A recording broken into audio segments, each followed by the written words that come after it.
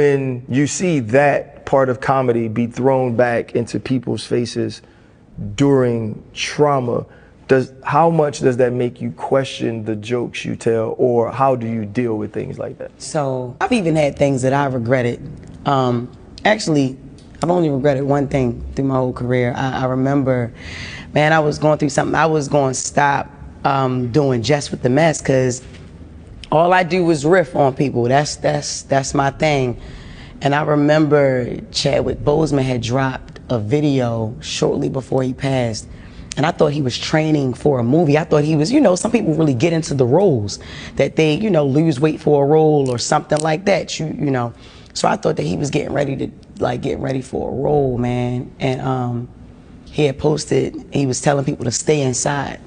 You know, and I had said, like, man, you need to stay inside or something, like it was a joke, like, and then because of course I didn't know anything about his cancer, anything like that. You know, I riffed on him, not too crazy, but I just put him in Jess with the Mess, and everybody thought it was funny and cool, even myself, until he passed. And then I don't even care how people looked at me. How I looked at myself was crazy. I'm like, all right. Okay, I never said, all right, I'm gonna put this comedian thing down, I'm gonna put comedy down, but I was like, all right, I gotta change the way I move. And for a minute, I didn't want to do Jess with the Mess no more, because you don't know what the hell people going through. You don't know, you know, when you come at somebody's appearance, and just because, I just looked at him as a great actor, so I'm like, yo, this is getting into whatever role he ready to get.